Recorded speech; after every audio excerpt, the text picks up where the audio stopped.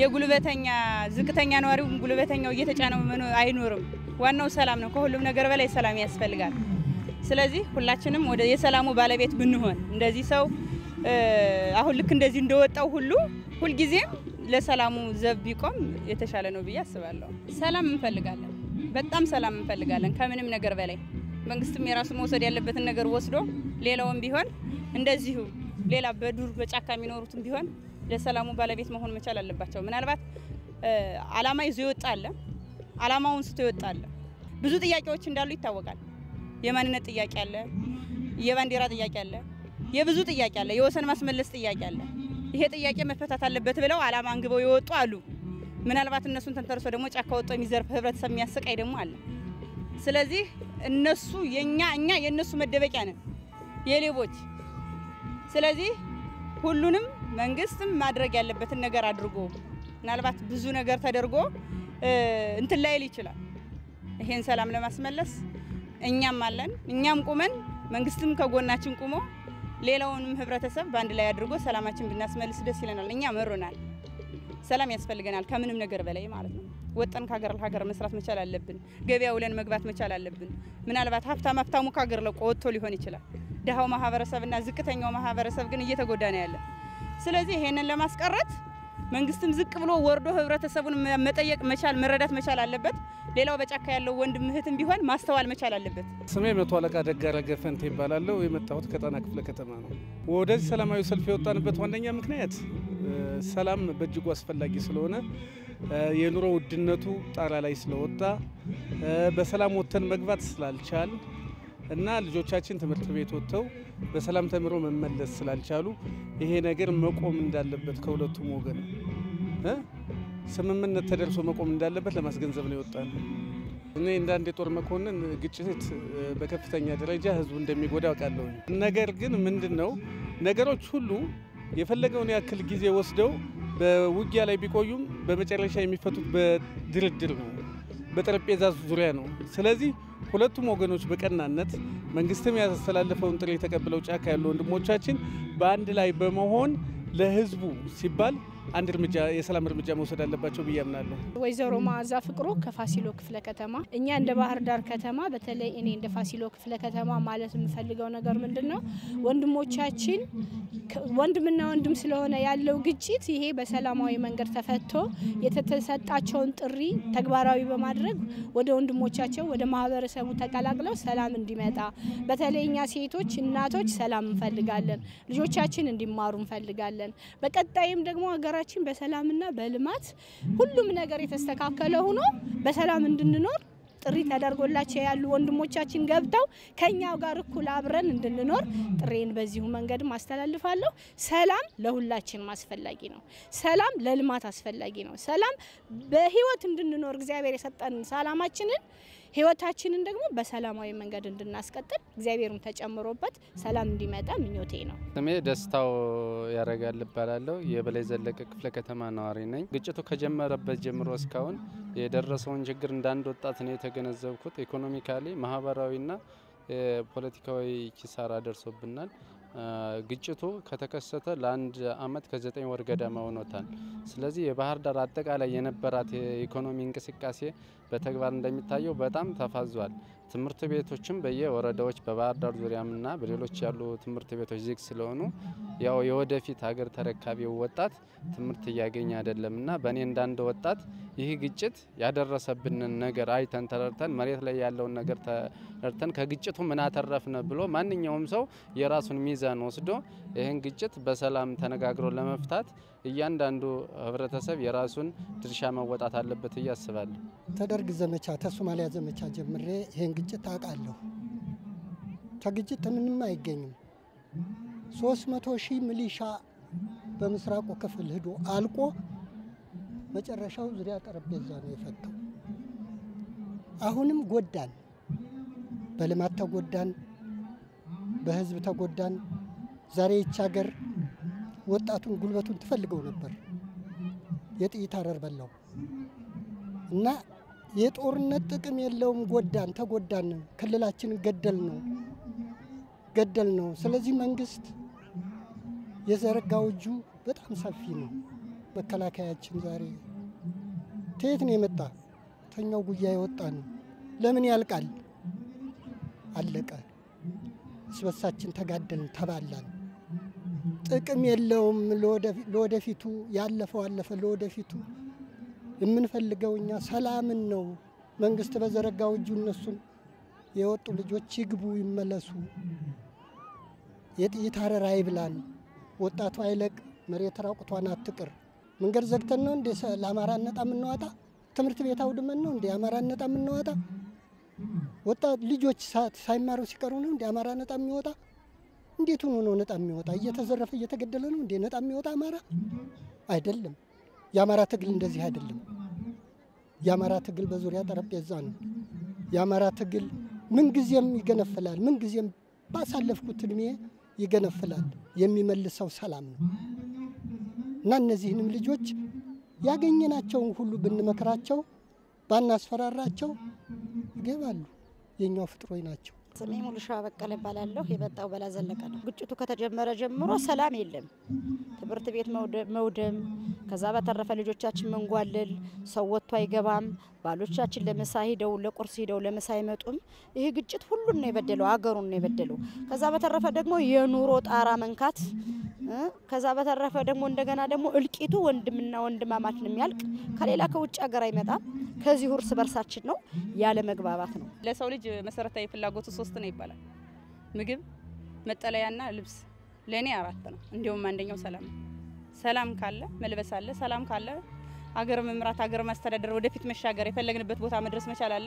ሰላም ለሁሉም ነገር መሰረት መሆኑን አውቆ ሁሉም ሰው ለሰላሙ ባለቤት መቆም መቻል አለበት። ዘብ መሆን መቻል አለበት።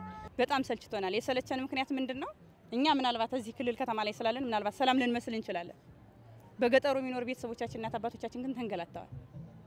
መከላከያ የነበረውን ከቦታ ፋኖ ሲያገኛቸው ምን መረጃ ሰጣችኋቸው? ምን አበላችኋቸው? ምን አጠጣችኋቸው? ይሰቃያሉ። ፋኖ ዞት የነበረው መከላከያ ከገባ ደግሞ ለማን ነው መረጃ የሰጣችሁ? የማን ልጅ ነው ፋኖ? የማን ልጅ ነው?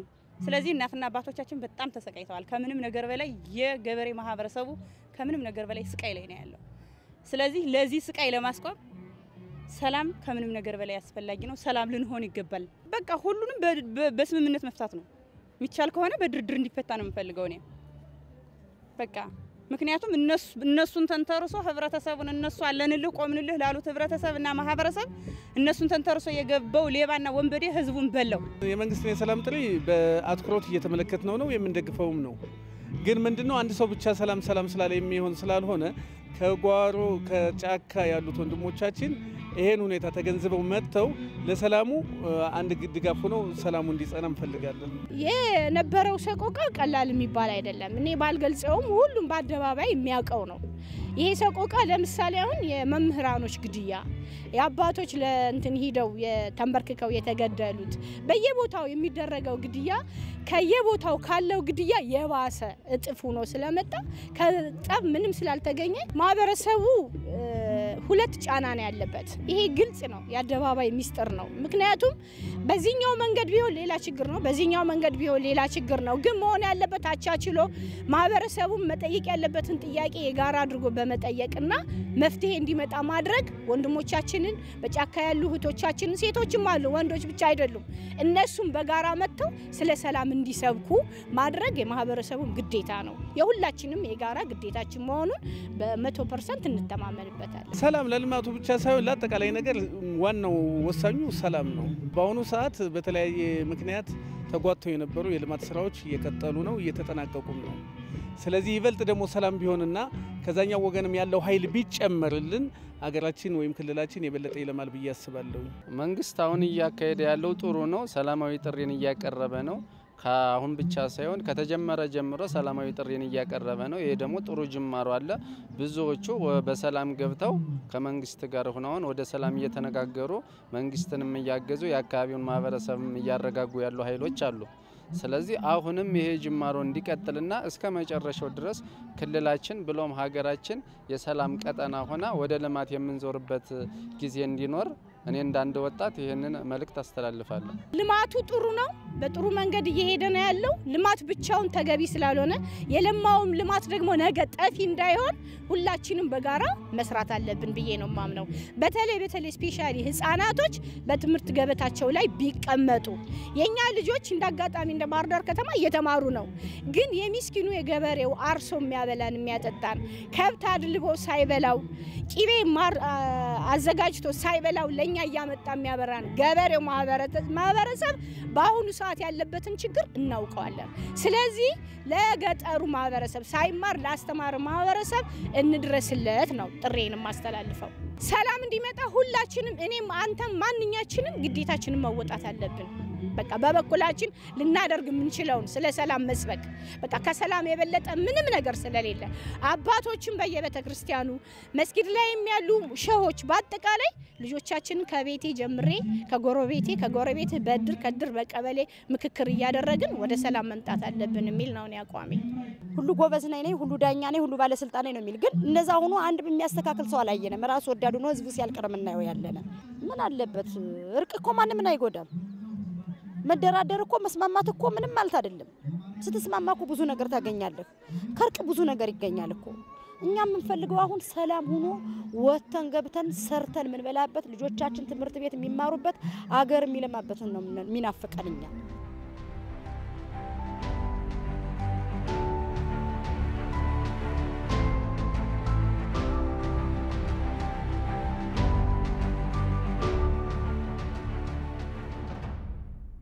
ባህር ዳር ሰላም ነው።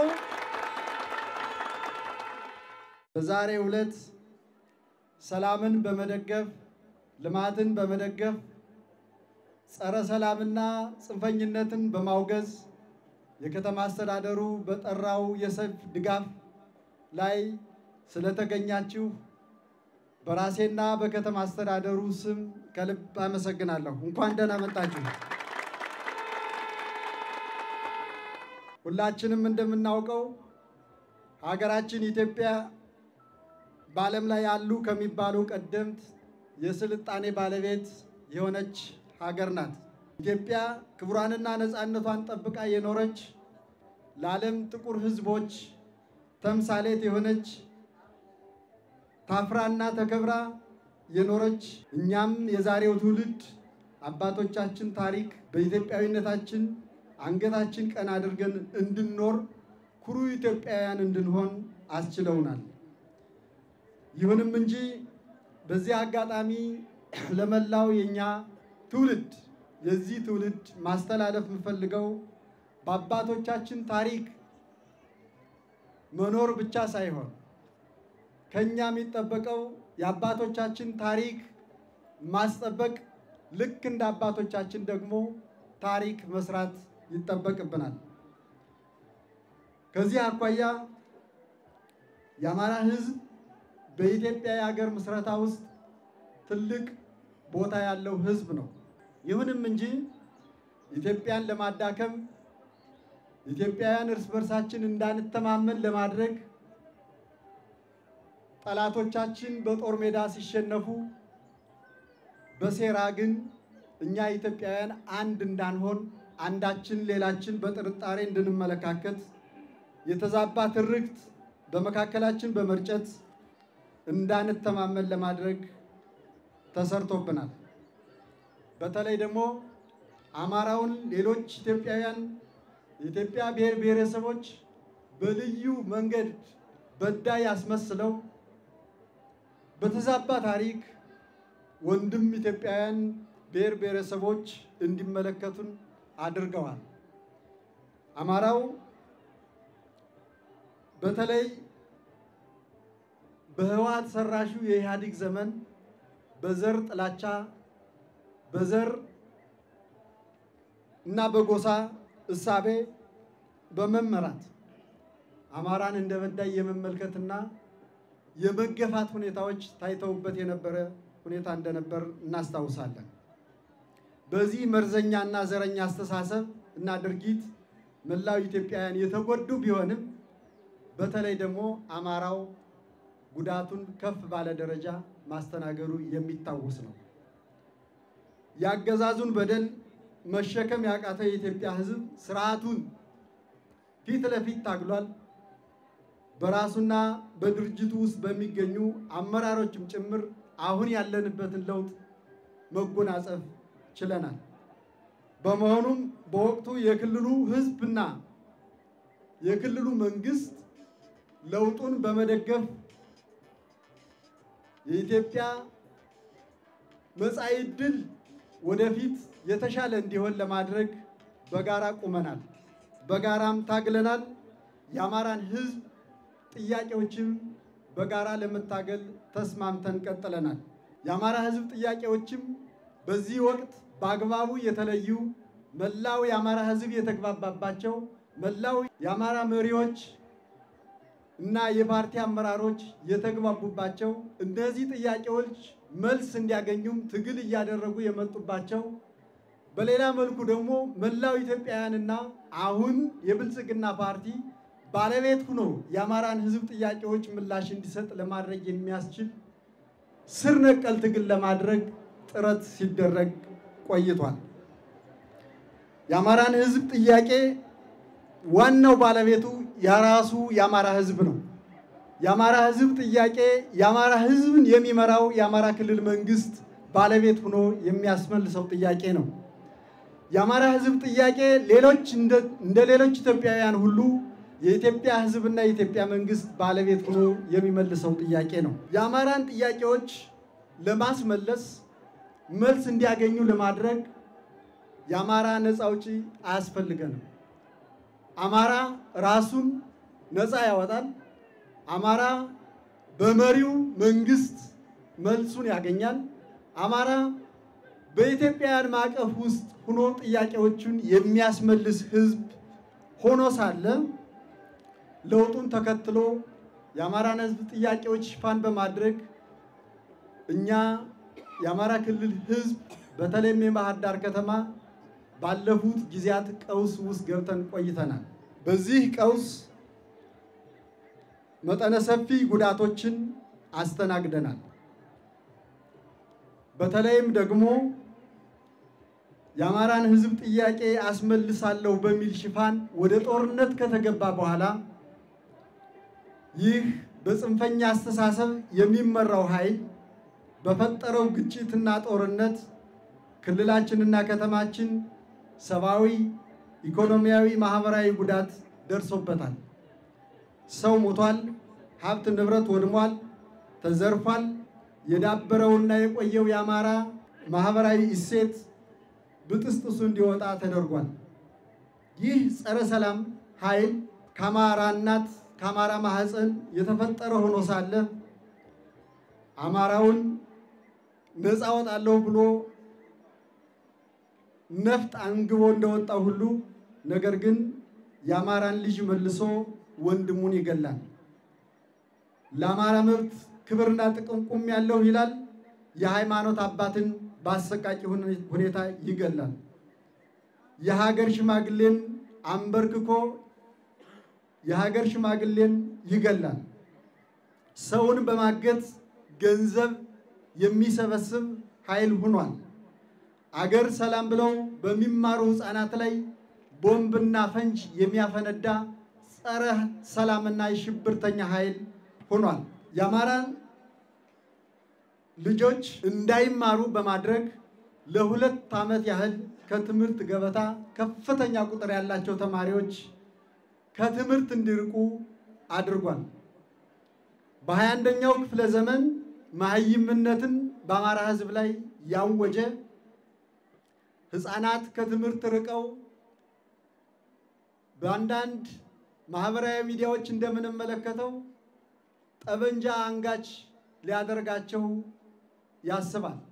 በተግባርም የምናየው ይህንን ሀቅ ነው።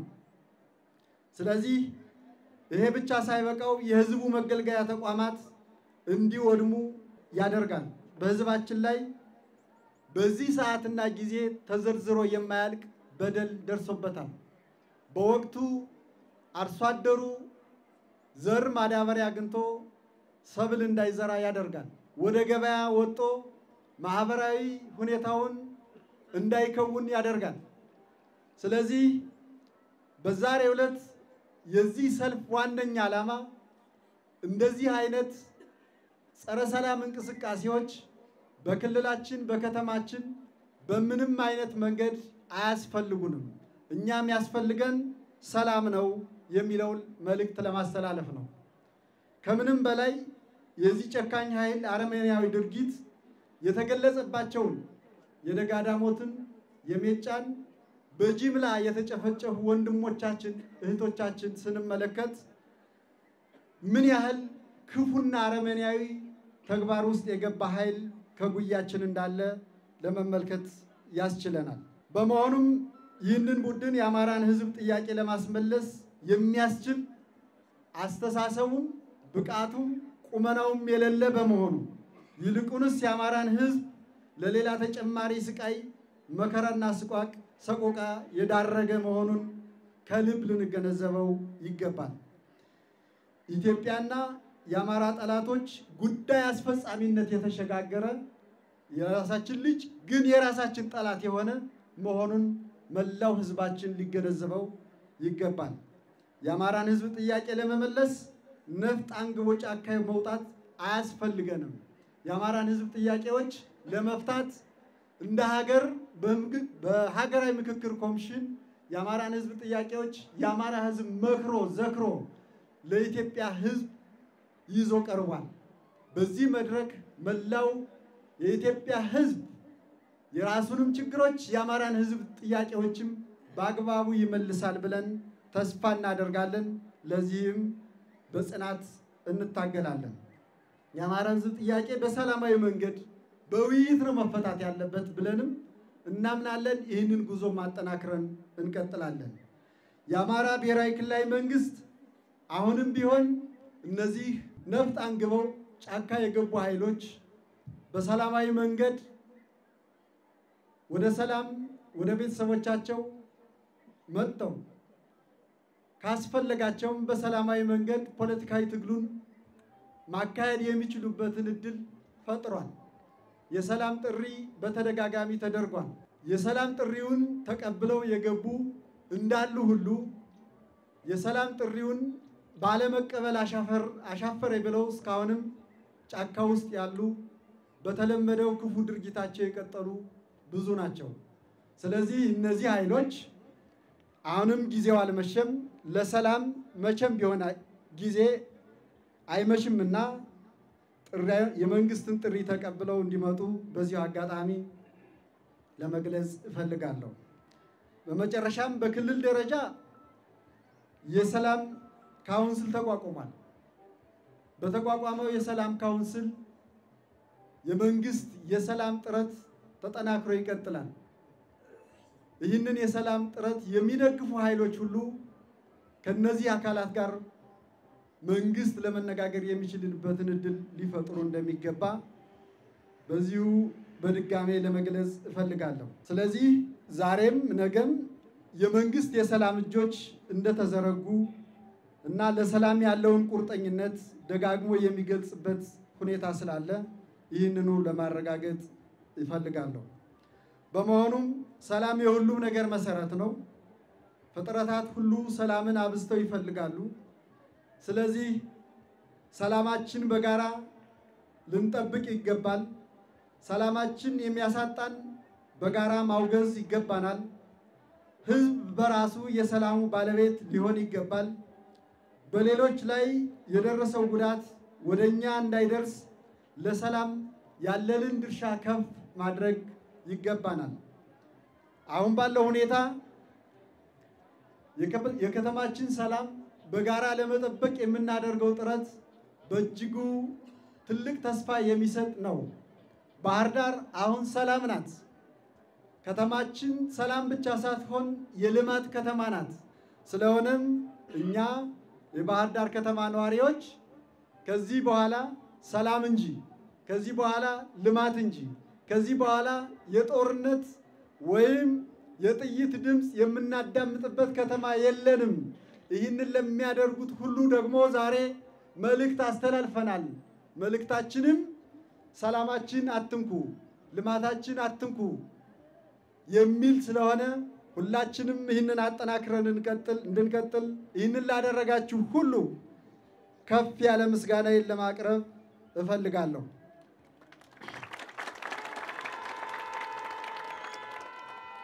ስለዚህ ሰላማችን እያስጠበቅን በጀመርነው መንገድ የባህር ዳር ከተማን ልማት አጠናክረን እንቀጥላለን።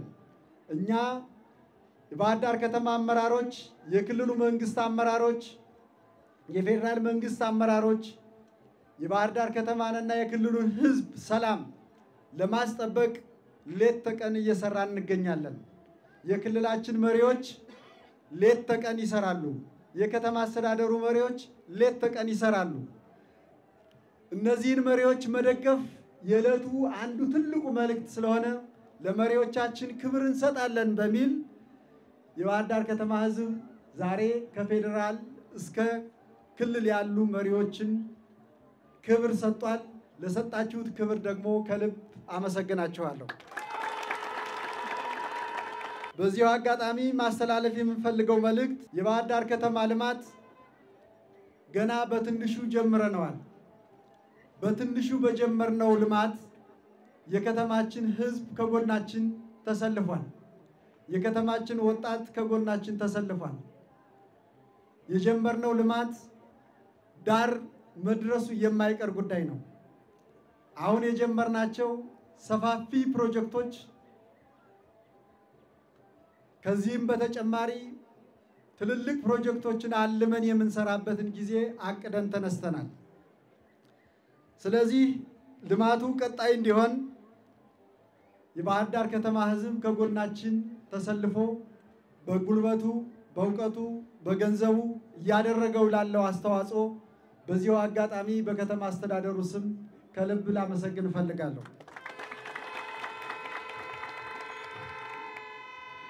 የሕዝቡን የመልካም አስተዳደር ችግሮች፣ የሕዝቡን የኑሮ ውድነት ችግሮች የከተማ አስተዳደሩና የክልሉ መንግስት ለመፍታት ጥረት እያደረገ ነው። የወጣቱን የስራ አጥነት ችግሮች ለመፍታት ጥረት እየተደረገ ነው። ይህንን ጥረት አጠናክረን የምንቀጥል ቢሆንም የመላው ህብረተሰብ ተሳትፎ ያስፈልጋል፣ መደጋገፍ ያስፈልጋል። ከዚህ አኳያ አሁን የጀመርነውን የሰላም ባለቤት የመሆንና ሰላምን በጋራ የማረጋገጥ በሁሉም የልማት ስራዎች ተጋግዞና ተባብሮ የመስራት ጉዳይ አጠናክረን ልንቀጥልበት ይገባል። ሰላማችን ካረጋገጥ ልማታችን ወደፊት መገስገስ እንጂ ወደ ኋላ ሊመለስ አይችልም። ስለዚህ በዛሬው ዕለት የተከበራችሁ የሃይማኖት አባቶች፣ የሀገር ሽማግሌዎች እንደተለመደው ሁሉ ሀገራችን ኢትዮጵያ ሰላሟ በዝቶ የአማራ ሕዝብ ሰላሙ ተጠብቆ ጥያቄዎቹ ተመልሰውለት በልማት ጎዳና እንዲሄድ አባታዊ ምክርና ተግሳጽ ለሚያስፈልገው ሁሉ በማድረግ ሰላማችን እንዲጠበቅ ድርሻችሁ ከፍ ያለ በመሆኑ ድርሻችሁን እንድትወጡ ለማሳሰብ እፈልጋለሁ። በመላው ዓለም ለምትገኙ ትውልደ ኢትዮጵያውያን ለአማራ ተወላጆች በዚህ አጋጣሚ የምናስተላልፍላችሁ መልእክት ስለ ከተማችሁ፣ ስለ ክልላችሁ ለዓለም ሕዝብ የምትነግሩት ሞቱን፣ ችግሩን፣ ጦርነቱን ብቻ መሆን የለበትም። ልትናገሩ የሚገባው ሰላሙን፣ ደህንነቱን፣ ልማቱን፣ ብልጽግናውን ጭምር ሊሆን ይገባል። ሁልጊዜ ጦር ነጋሪ የሆኑ የዲያስፖራ በዚህም ገቢያቸው እና ኑሯቸው ህይወታቸው የተመሰረቱ ተው ሊባሉ ይገባል።